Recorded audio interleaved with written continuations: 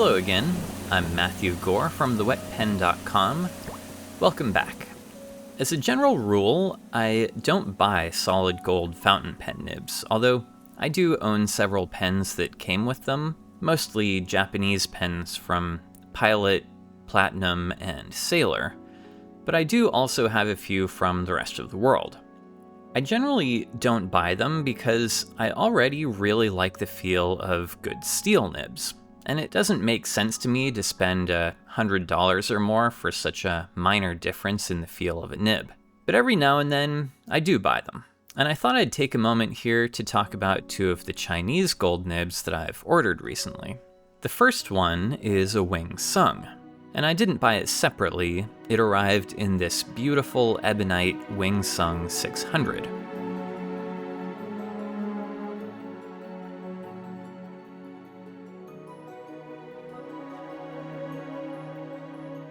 Before I get to the nib, let me give you a quick tour of the pen. It arrives in this black lacquered wooden box. There was a logo on the front corner here originally, but it completely disappeared when I wiped it with a cloth. Here's a little bit of it.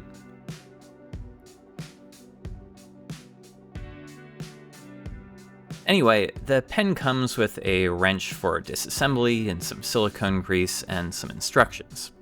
This pen model is sold in a nice wide variety of different colors of ebonite, but the pictures on AliExpress are pretty terrible, so it's hard to tell what you're getting. There are some gorgeous reds and purples. I'm not sure that I had intended to buy this green, but I do like it. And the cap band and the clip are rose gold plated, so they have a slightly coppery color. The cap band says WingSung across the front, and Made in China around the back.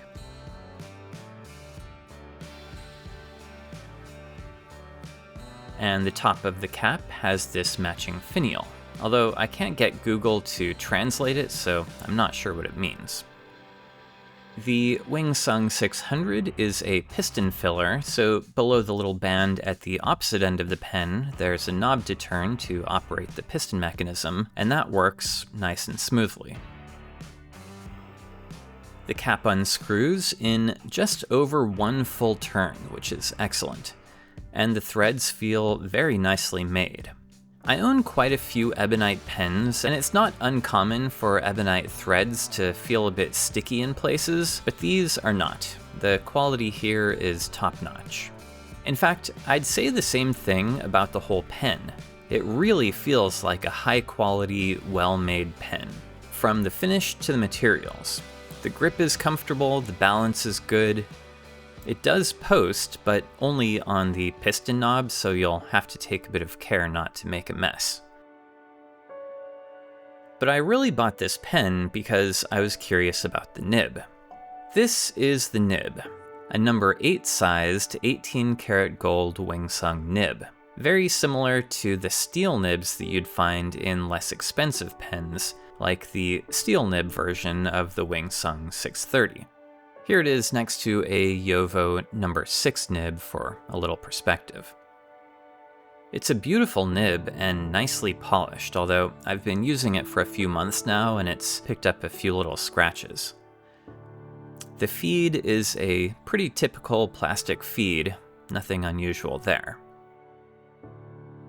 Perhaps more importantly, the nib is very similar to that of the Montblanc 149, which I don't own. But the WingSung nib design is pretty clearly based off of it. But of course, the Chinese pen doesn't cost anything like the $800 to $1,000 that the Montblanc does. In fact, the WingSung is around $280. I'll try to remember to put an affiliate link down below in case you feel like supporting my channel that way.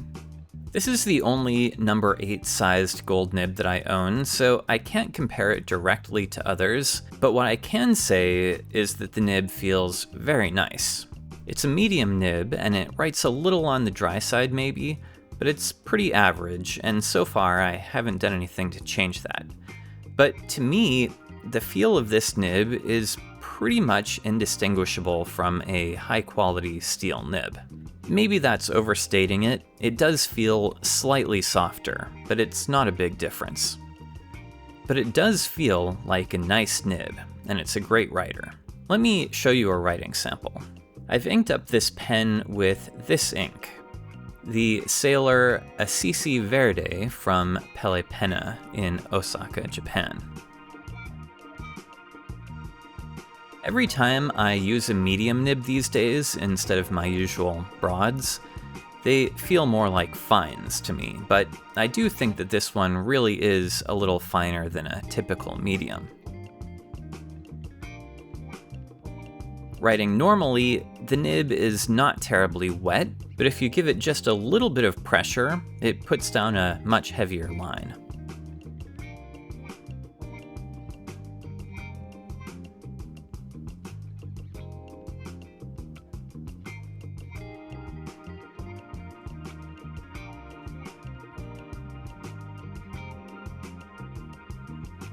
So overall, this is a really excellent pen with an excellent nib. It's not cheap, but compared with other pens with 18-karat gold nibs and Nico ebonite bodies, it's pretty reasonable.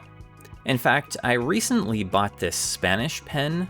It's an Ulpia, and it's a nice pen, but it has a steel nib and it's pretty short compared to this WingSung, and it cost over $400. I love the design of the grip section though, with the threads above it and the balance of the pen towards the front. It reminds me of the Asa Nauka. Anyway, let me move on to the second nib that I wanted to look at in this video, and that is this one, the Pen BBS No.4 Calligraphy nib in 14-karat gold. This nib is sold by itself in one of these keyring charms. Pen BBS sells all of their nibs in these things as far as I know. Their standard steel nibs cost $6. That includes the nib and nib unit in this little holder, which makes them a great deal. I've purchased quite a few of them now.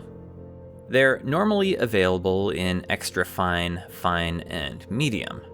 And all of these little nib units ship with O-ring gaskets so that they seal up perfectly.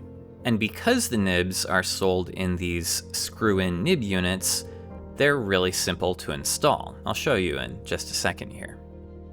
If you're new to fountain pens or not familiar with Pen BBS, they sell pens in a wide variety of colors and shapes with lots of different filling systems. Cartridge converters, vac fillers, multiple types of piston fillers, and some other unusual filling systems, so you're likely to find something to fit your taste. And they generally cost between $25 and $50 for very well-made pens. I generally buy from the official Pen BBS Etsy store because they tend to have the best prices. But if you don't mind spending a little bit more, you can often find models and colors that are sold out on the official site from other vendors. I love this jade-colored pen. I took this one with me the first time I visited Japan, and this dark teal is gorgeous. And I have a few pens in this galaxy blue material. It might be my favorite. But back to the nib. This one arrived in this plastic case, and on the back it says that it's the No.4 Calligraphy nib in 14-karat gold, and a few other details. And inside the box, here's the nib charm, and that has the nib inside. I'm going to put this one into my blue Pen BBS 456, which is a vac filler. I'll start by unscrewing the stock nib. Just grab the nib and feed, be gentle on the feed, the fins are pretty thin, and just twist counterclockwise. And the nib unit screws right out. And then I'll unscrew the nib unit from the holder here, and screw it into the pen. And that's it. Quick and easy, no special skills required. Now let's take a closer look at this nib. This one is a 14 karat gold nib, but it's silver toned. But you can also buy it in gold toned if you prefer. The decoration on this nib is awesome. I love these two Chinese lions, and below them it says Pen BBS, Shanghai, 14K. And if I turn it over, you can see the feed is a pretty standard plastic feed. But the tip on this thing is an unusual shape. Rather than a ball of tipping material, this tipping is ground into more of a triangular shape. So if you hold the pen at a higher angle and use the tip, you'll get a fine line. And if you hold it flatter to the paper, you'll get a wide line. But for me, in practice, it generally just works like a really nice, smooth, broad nib. But I do get a little more line variation sometimes. And this nib, to me, does have the typical feel of a gold nib. It's hard to describe, but it's a little more cushioned. The texture of the paper still comes through, but turned down a little bit. Let me show you how it writes.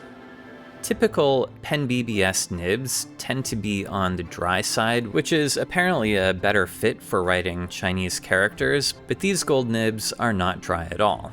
I get excellent flow with mine, and they're really comfortable to write with.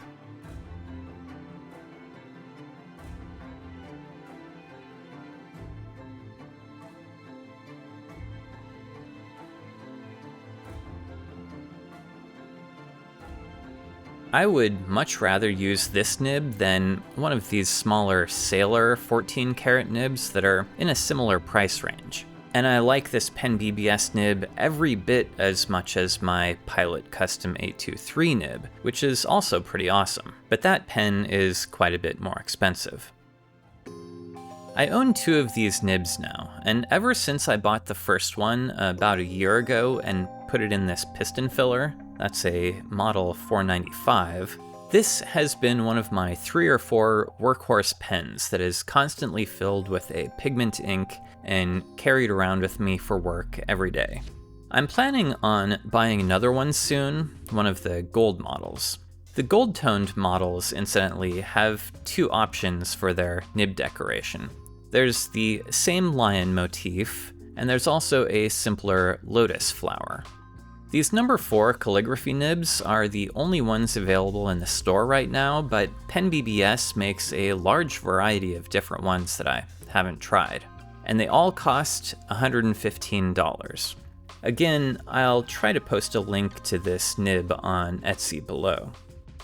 Now, some people will undoubtedly say that they wouldn't spend hundreds of dollars or even $100 on a Chinese pen, period. But I say, why not? If the quality is good, with excellent materials and craftsmanship, then nationality doesn't enter into it for me.